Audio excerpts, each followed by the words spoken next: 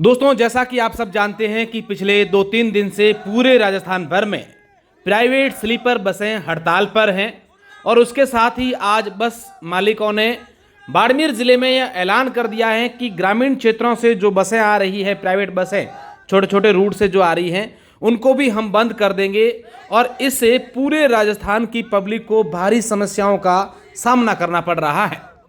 बता दें कि जैसलमेर में जो बस हादसा हुआ था, उसके बाद से पूरे राजस्थान भर में पुलिस प्रशासन और परिवहन विभाग द्वारा लगातार इस प्रकार के नियमों के विरुद्ध चलने वाली बसों के खिलाफ कार्रवाइयां होने लगी और इस कार्रवाइयों के चलते निजी बस संचालकों का और बस मालिकों का ये कहना है कि कुछ बसों में गलतियां हो सकती हैं, नियमों से नहीं चलती हैं, लेकिन इसका मतलब ये नहीं कि सारी की सारी बसें बिना नियमों के चले।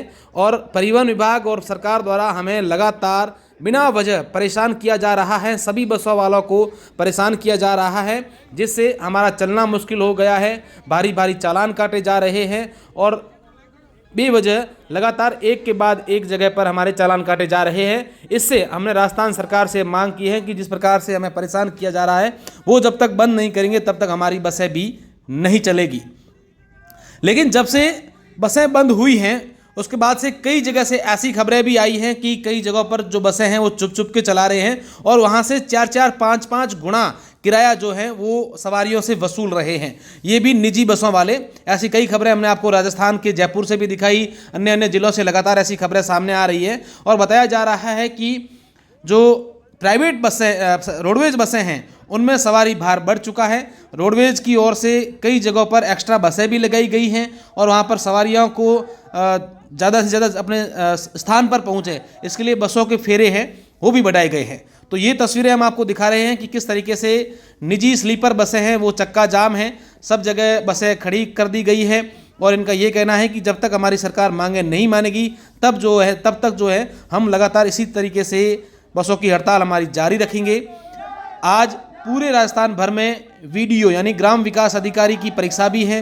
पूरे राजस्थान से लाखों जो बच्चे हैं वो अपने अपने सेंटर पर जाकर परीक्षाएं देंगे, लेकिन आप देख सकते हैं कि किस तरीके से अगर बसें नहीं चलती हैं तो कैसे परेशानी, क्योंकि ये आंकड़ा भी कहता है कि राजस्थान के अंदर रोडवेज से ज़्यादा निजी बसें चलती हैं, तो सवारियों को काफ़ी परेशानी है इस प्रकार की बसें बंद होने से।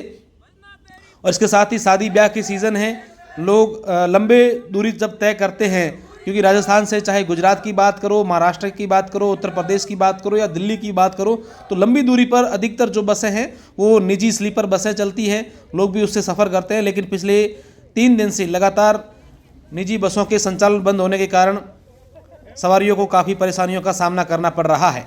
हालांकि सरकार की ओर से अब तक इस पर कोई बयान सामने नहीं आया है। देखने वाली बात होगी कि इस पर सरकार क्या कुछ बोलती है। आगामी दिनों में ये देखने वाली बात होगी क्या इनकी मांगें मान ली जाएगी, क्या कोई ऐसा निर्णय लिया जाएगा जिससे बस संचालकों को राहत मिले, या फिर सरकार इनकी जगह विकल्प जो है वो रोडवेज बसें और ज़्यादा लगाएगी। ये देखने वाली बात होगी। आप इस पर क्या सोचते हैं, कमेंट जरूर कीजिएगा। क्या नाम है सर आपका और ये क्या मामला है? मेरा नाम भैरू सिंह गुरसिया है। मैं Barmer all India tourist permit बसों का एसोसिएशन का अध्यक्ष हूँ और हम सभी बस के मालिक, ऑपरेटर और स्टाफ साथ यहाँ इकट्ठे हुए हैं। पिछले 10, 15, 20 दिन पहले जैसलमेर के अंदर एक बस के में आगजनी हुई थी, वो अपने सबके लिए बहुत बड़ी दुखंतिका है। उसके में 20-25 लोगों की जानें भी गई है और उसके बाद में हमें प्राइवेट बस ऑपरेटरों को राजस्थान की सरकार द्वारा, परिवहन विभाग द्वारा रेगुलर जगह जगह पर रोकना, उनको परेशान करना और बेफालतू की चीज़ों को, मापदंडों को नया तरीके बताकर गाड़ियों के द्वारा चालान करना, सीज करना, उसके ऊपर में लाख रुपए, 2 लाख रुपए, 5 लाख के चालान बने जा रहे हैं। आरसीआई सरेंडर की जा रही है, फिटनेस से सरेंडर निरस्त की जा रही है।